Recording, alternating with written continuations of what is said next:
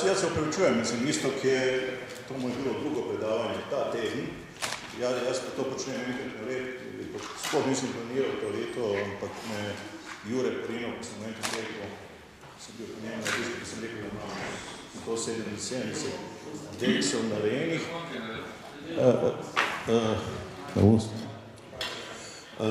da imam 177 deksov narejenih in potem dobim en e-mail, da sem spet na RIS programu, tako da igranje s PowerPointom, ki je tudi spet enkrat na let, in se živa. Sreča, da nam je Jure plasiral to ozadje, ki bi vsi morali imeti, ampak eni ne utegnejo, ne. A to smo že na prvi, lahko daš še enostavno nazaj, ja, tukaj bi prvo, da se zahvala Istoku, jaz sem na FT8 padel, ko sem bil pri njemu na obisku. Čez poletje sem videl, da se na 50 milja, da se nekaj dogaja, da je neka izredna aktivnost na eni frekvenci tam gor visok, da neki Japonci spotirani pa tako naprej. In počas sem začel spraševati, kaj je to za ena reč. Potem so mi razložili, da se to tudi zdaj na KV klofa, pa sem isto šel pogledati in mi se izdela dokaj zanimiva reč. Sem pri meni inštaliral doma, ker jaz imam postajo povezano za RTTY in prvo sem naredil dve zvezi na 6 metrih, potem sem se spustil dol na KV in od 18. julija lanskega leta sem stalno gor, že bil na dve različni lokaciji dodani in sem praktično zastrupljen.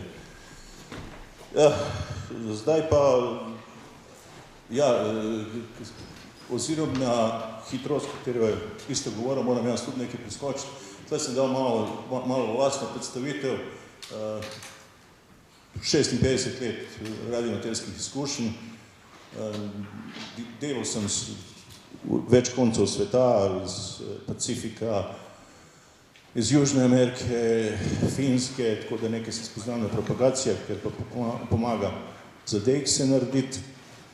Kaj še, ne vem, leta 84 sem naredil računalnik, ko sem začel tekmovanje z sprotnim logiranjem, potem pa doktorat iz digitalno procesiranja Morse signalov na kratkem valu in tam sem marsikaj naučil.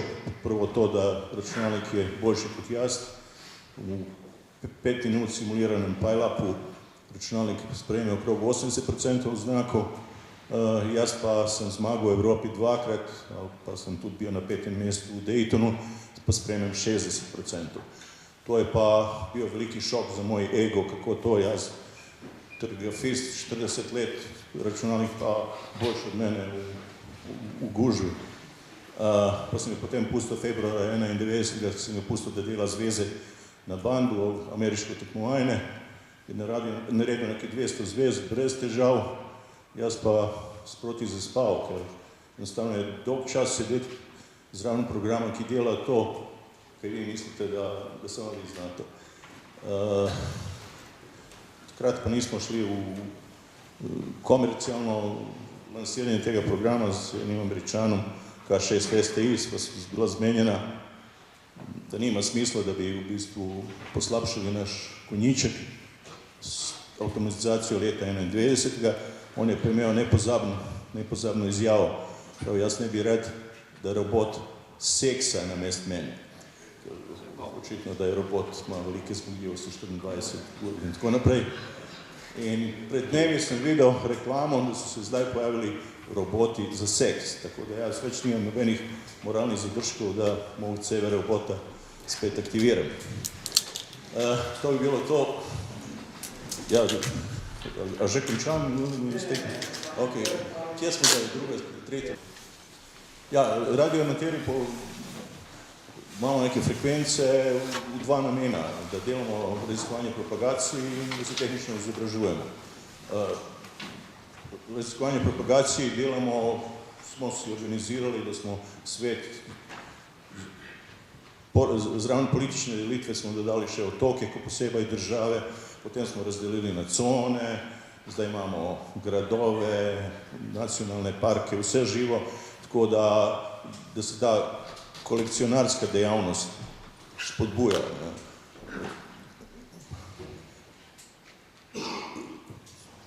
Propagacije se spreminjajo iz več razlogov. Najbolj znan je vpliv sonca, sončni cikli, ki trajajo 11 let. Trenutno smo v minimumu, propagacije so najslabše mogoče. Kaj treba vedeti o propagaciji?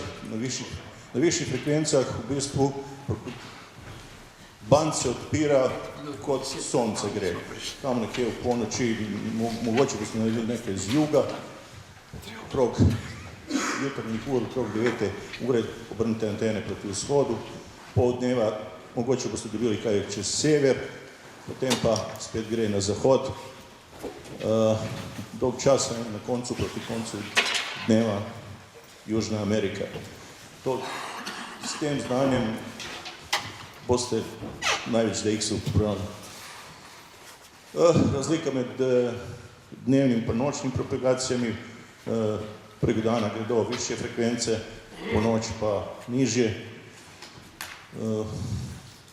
Imamo na razpolagi veliko obsegov.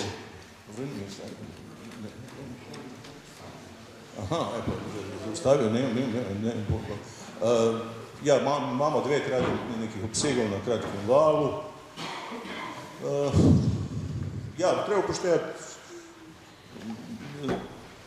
tudi če ganjate nekoga v Avstraliji, upoštevajte, da je on zamaknen 12 ur za nami, tako da če hočete v pol dneva narediti v Avstralijo, nekdo mora biti tam v polnoči sedeti v radijski postaji pa delati zveze. To tudi pomaga. In na koncu upoštevajte, da v Sloveniji že na FT8 imamo koliko 200, skoraj 200 aktivnih postaj na FT8, tako da kot Slovenci niste neki pretirano zanimiv DX, ne pričakujte, da vas bodo preganjali, pa to izjemno, če imate ogromne antene, močen signal, pa tako naprej. In kaj je potem še izobraževanje, o tem je isto govoril dovolj. Treba povezati računalnik in radijsko postajo, kontrola frekvencije, PTT vklop in zelo bistveno, ko sem jaz to vse živo naredil, sem pozabil sinhronizirati urco, potem sem nekaj časa, dokler ni to vse skupaj začelo delovati. In priporočam Meinberg program, Janez Jarc ni tu. Živo, ja, mislim, Janez, lahko pri njemu svoje čase kupite točen čas, ampak zdaj njegova hčera v nemškem podjetju Meinberg nudijo zastojno aplikacijo, ki se sinhronizira s svim tim referencami in zagotavlja urco za manj kot 100 milisekund. Na začetku sem jaz sledil istokova navodila, RF gain, ozek filter in vse živo. Ko sem videl, kako uspešno LTE-8 dekodira signale, da lahko dekodira tudi 2 signala na isti frekvenci, sem enostavno začel uporabljati radio v najbolj klasičen način. RF gain do konca, slow AGC, avtomatsko ojačanje in nivo audio signala, ki gre v zvočno kartico, je vedno nekje okrog 60 decibelov, ki je tam zahteva od JT-a. Filter, ozek filter, ne vem, če sem kdaj vklopil, zelo redko, ko poskušam, ne vem, tam neki Pacifik ujeti. Tle bodite pozorni, mislim, na FT8 dekodira signale, ki jih ne slišite. Če je izpod minus 20 decibelov, da signal šum, ta signal vi več ne slišite, pa ne samo jaz, 73, ampak tudi vi mladi. Druga reč, ki je še hujša, dekodira signale, ki jih ne vidite. Vi date rezolucijo 1 bit po pikslu in ne vidite signal, on pa lepo napiše, da tamo neko iz ta hitja kliče CQ. Tako da, to jaz kar pravim, da jih čudež na KV-u. Znači, signali, ki radio materiji ne slišimo, in ja, ko sem ta problem debatiral svoje čase z Matjažem Vidmarjem, kaj narediti, pravi, uporabljaj video predstavitev, ker boš neki signal boš videl, tle pa tudi signale, ki jih ne vidite, vezale ko špilo. In to je pa nekaj, kjer nam je računalnik izboljšal naše vlastne človeške kvalitete. Ja, pa še, ja, zdaj tudi 100 watt je, klasične postaje imajo 100 wattov izhodne moči. In vsi mislijo, joj, to je popačen signal, daj, da ga zmanjšamo, ono je tam nekje 20 wattov, pa tako naprej. To je popolnoma narobe. Vse postaje, ki so z 100 vati, imajo noter tranzistorje, ki so zmožni 200 vatov. In to radio materi znajo pametni, pa odvrnejo pa malo več, da bijo 150 van, pa tako naprej. In zakaj? Ker 200 vatni tranzistor pri 100 vatih ima najmanj popačenja. Tako da, če vi moč zmanjšujete, on dela v klasi AB, boste dobili v bistvu slabši signal, kot pa je z polno močjo. Pri tem, da ga normalno ne predrajvate, tih 100 vati dobite v možnosti z linearnim režimom. To pokontrolirate s ALC-em. ALC ne bo samo malo na začetku, ne sme pa biti do konca. Zdaj pa ALC, ki je komplicirana zadeva, tudi služi za zaščito, pa tako naprej, kar pomeni, da morate imeti spodobno anteno s prilagojenim SVR-om, takrat pa ALC nič ne vpliva in je samo odvisen od vašega signala. Še bolj enostavna zadeva kot keks. Ja, največ, kar naredite, je, da zmanjšate šum. Če ste v nekem okolju, ki ni veliko šuma, to vam bo veliko več prineslo kot karkoli drugega, ker jaz sem se matral 3 mesece, da sem naredil zvezo s Havaji, delno šum okolja, še vedno nisem naredil ta hiti, pa še nekoga gor iz Severnega Pacifika, ker ga preprosto ne morem dekedirati. V centru Ljubljane ti signali ne gredo FP8. Ja, kaj, ja, isto, jaz pričakujem, da bo isto malo o slapi govoril, pa tako naprej. Delo z FP8 je vizualno, ko da z radijskega programa greste na televizijski. Morate gledati v zaslon, gledate v slab in na osnovi tega ukrepate. Slab se razširi nekje od 200 Hz do vsaj 3 kHz. Zdaj, ko bo ta norišnica se bo vejal, to bo tudi 5 kHz. Radijski spremniki včasih imajo te filtre za AM, ki so 6 kHz široki, tako da, če se to da vklopiti, ne se zve dobro. Kanali so, glih po noči je KNJT objavil DX Expedition Mode, ki je pripravljen za Baker Island, tam, ki sem jaz bil zadnjič leta 2002. On bo avtomatski kanale porazdelil na 60 Hz raster, vi si izaberete en kanal in tamo kličete, dokler se onaj iz Bakera ne smiluje, pa glih vas klikne in vam odgovori za zvezo. Znači 60 Hz kanali, ja, najmanj gužve na začetku in tudi proti koncu. Pozneje, ko bom govoril o Kosovo, bom povedal izkušnje, kako izbirate nekoga. Kdo ima več kot 100 vati, pa ima dobre antene, lahko nabija CQ in tudi bo dobil zanimivi odgovor. Meni se pa to niti ni zgodilo, danes ne.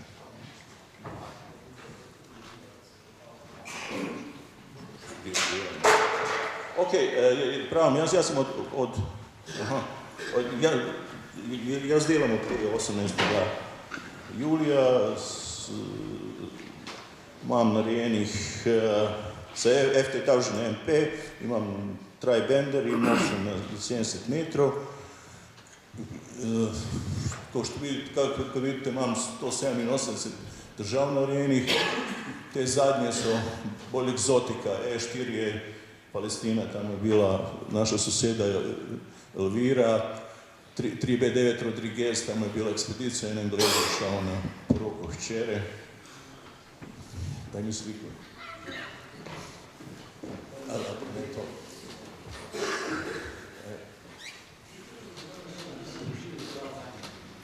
A ja, ločilni trafo, če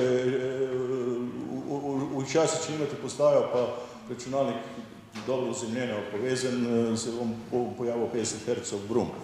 Tako da, to si da z ločilnim transformatorjem. To je edino, kaj imamo, nekaj dodatkov. Aha, ja, Jure delova. Ok, naslednji slajd je okrog moje aktivnosti, pravim, v teh 6 mesecev imam nekaj 1500 zvez narejenih, 187 DX-ov, tako da prvič po letu 62, ja tam nekje letu 72 sem visel na 160 metrov, pa sem ustajal za sivo cono, da mi se to spet dogaja. Najboljši pogoji so ja, na začetku dneva in proti koncu dneva, to nije moj telefon, in okrog 12. ure, takrat pa dobite te redke DX-e, drugače pa enkrat, kad naredite neki 80 držav, treba loviti DX ekspedicije, ni drugega. Edino iz Afrike lahko dobite še neko egzotiko in koliko uspete specifika poklopa. Ja, tukaj se vidi, recimo, dobro, Albanijo sem dobro relativno kasno, neki Italijani so bili tamo, ostalo so ekspedicije v Afriki in tako naprej. Daj naslednji.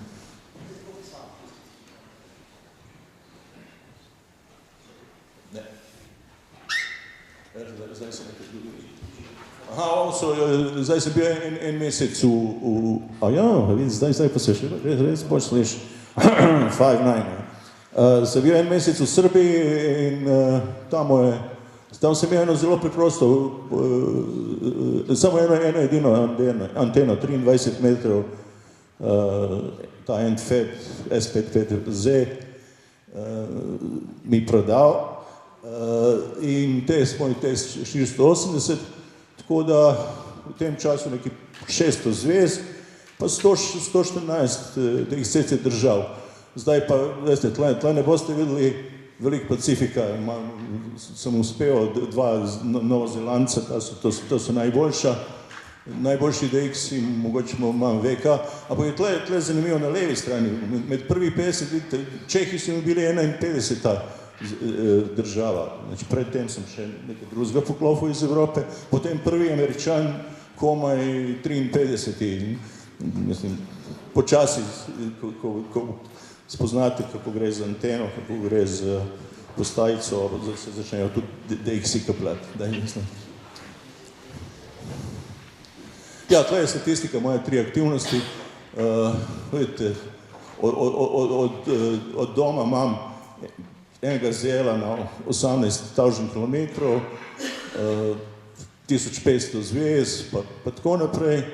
Iz Srbije za en mesec tih 506 zvez, spet sem uspel zela dobiti, ampak tle je zdaj pa šov se začne. Ko sem se pred 10 dni pripravljal, da grem nazaj v deželo, je Arl prinesel, končno priznal Kosovo kot DX-CC državo. Oziroma sem jaz bil 150 km od Kosova, si mi spet pokazala priložnost, da skočim dol in da naredim par zvez. Sem imel že neko utečeno lokacijo seživ. Potem pa sem prebral, da je že ena velika mednarodna skupina tam aktivna, ampak to so Brontovci, ki delajo samo fotografijo SSB. Pa sem ja odločil potem, da bom jaz delal samo FT8 in to je nadaljevanje zgodbe. Ja, tako je moja licenca. Tle bi samo pozoril, da probamo sa ovim. Opet neće. Moja lokacija na Kosovu je Gračanica in motel Evropa. Gračanica je drugačen znamenit manastir iz 13. stoletja, z njega skrbijo Švedi. Drugače to je ena enklava za Srbe, ki so južno od Ibra. Gor na severu so večinski, dole so 5% manjšina, ampak so koncentrirani okrog Gračanice. In ta motel Evropa drži en gospod, ki ima 3 sinova in jaz se tam zelo komod počutim, čudovita je domača kuhnja, bajta je dvonastropna, tako da od tam opustim žico proti neki ograji, eno ribiško palico in razturam. Licenca je veljavna 1 let, tako da bom še parkrat skočil dol. Tako zgleda, kako klofati iz Kosova. Mislim, če delate normalno doma iz Slovenije, boste imeli tle vse belo, tle boste imeli enega rdečega, s katerim delate zveze. Na Kosovu svi me kličejo in imam izbiro, koga bom naredil. Zdaj pa, če pogledate tle, tega Nemca sem dal od samega začetka klico, to mi se zdi, da je še na 1.8, ki je največji šov. In tega delamo, vi ostali počakajo. Imam enega Švicarja, ki me je klical okrog 240krat, jaz sem 5krat potrdil zveze in ko sem prišel v četrtek domov, že bila njegova kojeselka, me je čakala papirna, mislim, ta je res zagret DX-a, recimo Tom Dugeč iz Splita, on me je tudi 3krat poklical, a je naš Mile tle. Mile je naredil 4 zveze z mano, 3 obsega, pa še telegrafija, tako da Bog pomagaj, kot bi rekel Matjaž.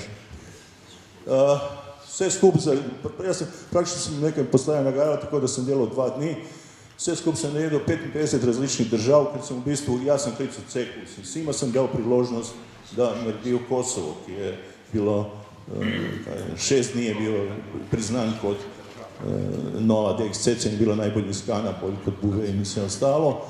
Tle, ki je po ena zveza, to sem jaz čisto za spočitek poklical Kasvien, Luksemburg, Severno Irsko, ampak tudi imate recimo ena Litvanija, njih. Potem pa imamo ex-juga, samo 2 Srba so se upala oglasiti, v Kosovu, Makedonci so me ignorirali, Črnogorec 4O4A, on dobro visi tamo, on je klasičen, ampak kot vidite, Hrvatov imamo 14, Slovencov 27 in tako Italijani, Francozi, tle smo vodilni, mislim.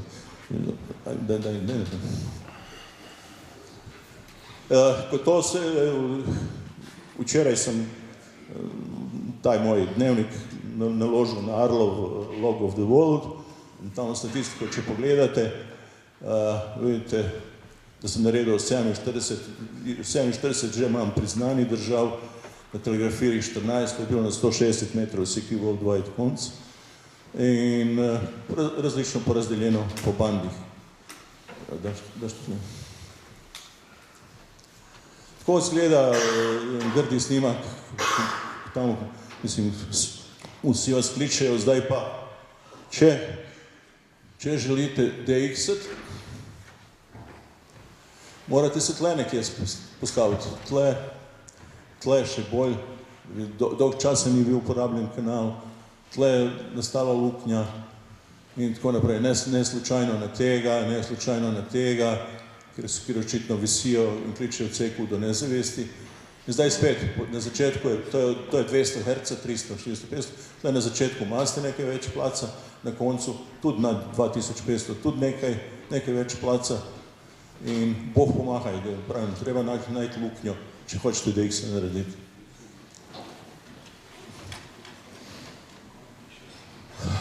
Kaj je potem FT8 prinesel na kave? Spet poudarja. Boste delali postaje, ki jih ne slišite in ne vidite. In vmes je še vedno ionosfera. Ionosfera vam diktira, kaj se bo dogajalo.